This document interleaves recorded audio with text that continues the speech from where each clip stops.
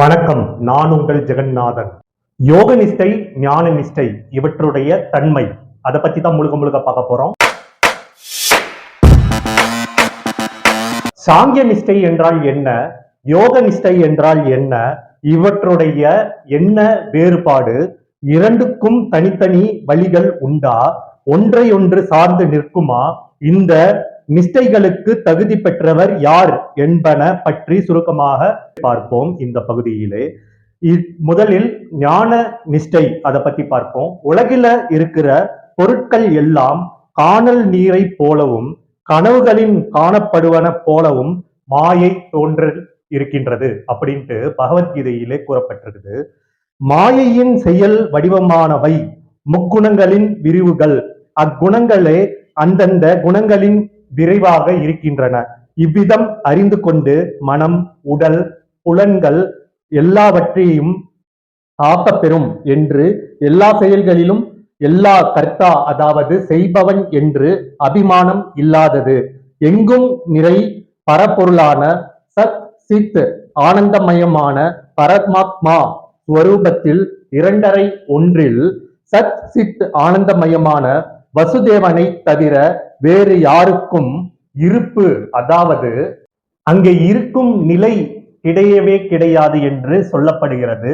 அந்த நிலை தான் சாங்கிய நிஷ்டை. ஞான யோகம், கர்ம சந்நியாசம் என்றால் இதற்கு எல்லா விதமான பெயரும் இருக்கிறது.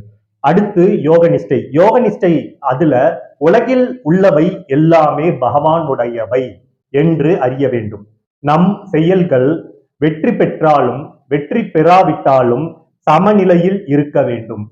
எதிலும் பற்றின்றி பயனை கருதாமல் பகவானின் ஆணை என்று எல்லா கர்மங்களையும் ஆற்ற வேண்டும். அல்லது நம்பிக்கையுடனும் பக்தியுடனும் மனம், சொல், உடல் எல்லாவற்றுடனும் பகவானை தஞ்சம் அடைந்துவிட அவருடைய திருநாமங்கள், கல்யாண குணங்கள், பரிபாவங்கள் எல்லாவற்றிற்கும் இவற்றுடன் கூட அவருடைய ஸ்வரூபத்தை சிந்திக்க வேண்டும். இது யோக நிஷ்டை. இதையே பகவான் சமத்துவ யோகம் அப்படின்ட்டு சொல்றாரு. அது மட்டும் இல்லாம புத்தி யோகம், தகர்த்த யோகம், புத்தி யோகம், தகர்த்த கர்மம், மதர்த்த கர்மம், சாத்வீக தியாகம் முதலிய பெயர்களில் இது நிலை பெற்று வருது.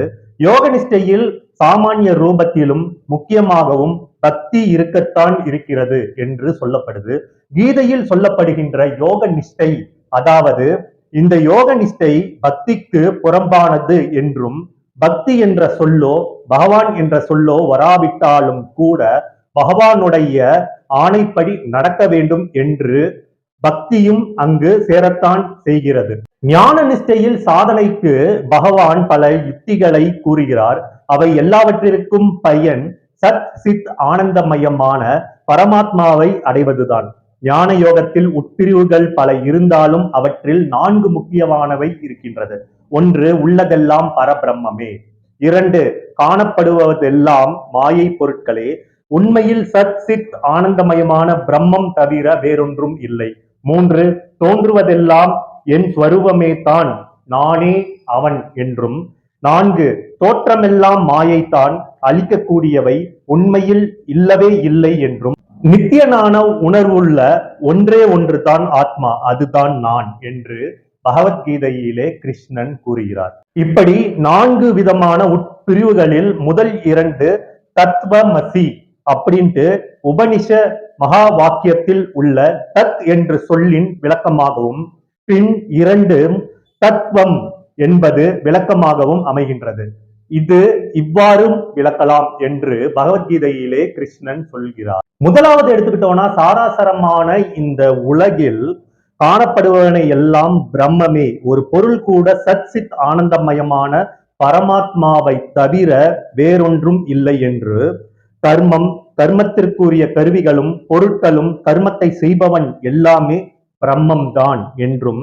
எப்படி கடலில் மிதக்கின்ற பனிக்கட்டிகளின் உள்ளும் புறமும் எங்கும் நீரே நிறைந்திருக்கின்றதோ அதே போல பிராணிகளின் உள்ளும் புறமும் ஒரே பிரம்மம்தான் நிறைந்துள்ளது அப்படின்ட்டு கிருஷ்ணன் பகவத்கீதையிலே சொல்லி இருக்கிறார். அந்த அனைத்து பிராணிகளின் வடிவங்களிலும் பிரம்மமே தான் இருக்கின்றது.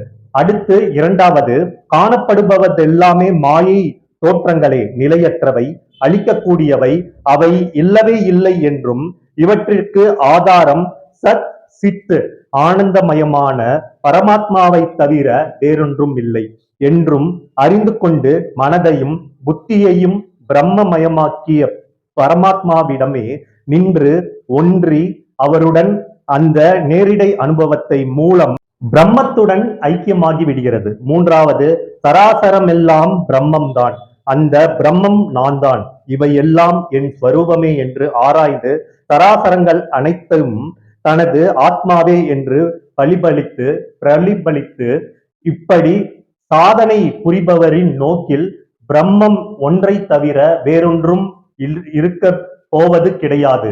தம்முடைய விஞ்ஞான ஆனந்தமயமான ஸ்வரூபத்தில் ஆனந்தத்தை அனுபவித்துக் கொண்டிருப்பார். நான்காவது, மாயையினால் உருவாக்கி முக்குணங்களிலும் விளைவுகளை பொருட்களை தோற்றம் அளிக்கின்றவை, இவற்றிற்கு இவற்றின் செயற்பாட்டிற்கும் தமக்கும் எத்தகைய சம்பந்தமும் இல்லை. இவையெல்லாம் அழிக்கக்கூடியவை, இப்பொழுதும் எப்பொழுதும் இல்லாதன என்று அறிந்து எல்லா வஸ்தவத்தில் இல்லாதவை என்று ஒதுக்கி எப்பொழுதும் உள்ள ஆத்மாவின் அனுபவத்தை பெறுவது என்று பகவத்கீதையிலே கிருஷ்ணன் உபயாக சொல்லியிருக்கிறார். இந்த நிலையை அடைவதற்கு பகவான் கீதையில் பல யுக்திகளையும் உபாயங்களையும் அங்கங்கே சாதகனுக்கு சொல்கிறார். ஆத்மா என்பவன் மட்டும் பார்க்கின்றவன், சாட்சி சேந்தனன், அதாவது உணர்வுள்ளவன், நித்தியன் என்றும் உள்ளவன், அதாவது சேர்த்து படித்தால் உணர்வு உள்ளவன் என்றும் உள்ளவன். மேலும் உடல் முதலிய காணப்படும் எல்லாமே ஜடங்களே, வெறும் தோற்றங்களே, அனித்தியமானவை. பகவான் ஆத்மா நித்தியன், சுத்தன், விழிப்புணர்வன், உருமற்றவன், விக்கிரமற்றவன், செயலற்றவன், குணங்களுக்கு அப்பாற்பட்டவன் என்றெல்லாம் வர்ணித்து சொல்கிறார். பகவான் வேறு தான் வேறு என்ற பேத பாவனையற்றி சாதனை புரிபவர் ஆத்மாவின் ஸ்வரூபத்தை இவ்விதம் உணர்ந்து சாதனை புரிந்தால் ஆத்மாவை காண முடியும். அதாவது ஆத்மானுபவன் பெறுகிறான். எந்த செயல் நடைபெறுகிறதோ அது குணங்களில் ஏற்படுவது, அதாவது ஆத்மாவுக்கும் அதற்கும் சம்பந்தம் இல்லை.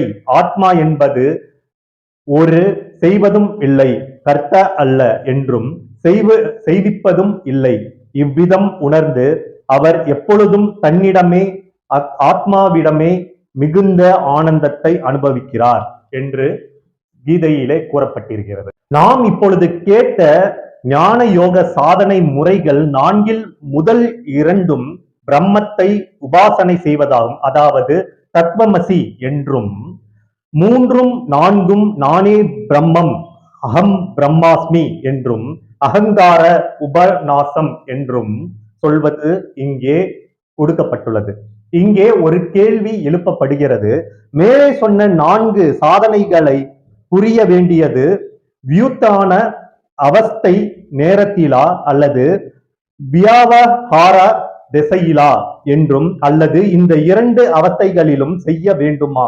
இதற்கு பதில் இதுதான் என்று கிருஷ்ணர் சொல்லுகிறார். என்ன பதில் என்றால், மேலே சொன்ன 4வது சாதனை முற்றிய நிலையில் கூறப்பட்டபடி சாதனை புரிபவர்களுக்கு வியாசவாக தசையில், அதாவது பிரபஞ்சம் தெரிகின்ற நேரத்தில் செய்யப்படுவது.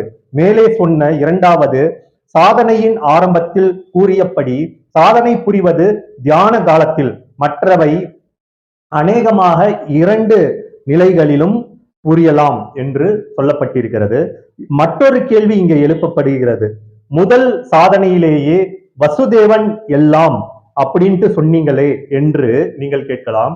வசுதேவனுடைய ஸ்வரூபம் மேலும் இங்கே என்ன சொல்லப்படுது அப்படின்னு பார்த்தோம்னா, சர்வ பூதஸ்திதம் யோமாம் பஜத் யோகத் வமாஸ்திதகா அப்படின்ட்டு ஒரு ஒன்றிய உணர்வில் உறுதி பெற்று அனைத்து உயிர்களுக்கும் ஆத்மாவாக விளங்கும் சத் சித் ஆனந்தமயமான வசுதேவனை என்னை வழிபடுகிறானோ, இந்த 2 ஸ்லோகங்களும் வழிபட்ட எல்லா ஸ்லோகங்கள் பக்தியிலும் போற்றி பேசுவன என்றும் இவற்றை இந்த கட்டத்தில் குறிப்பிடவில்லை என்றும், ஆனால் எவரேனும் இவற்றை ஞானம் பற்றியதாக கொண்டு இவற்றின்படி சாதனை புரிய விரும்பினால் அவற்றை செய்ய, அவ்வாறு செய்ய தடை ஏதும் இல்லை என்று சொல்லப்படுகிறது.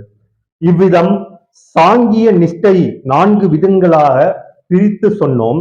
அதே போல யோக நிஷ்டையை 3 விதமாக பிரிக்கலாம். அதை பற்றி அடுத்த பகுதியிலே பார்ப்போம்.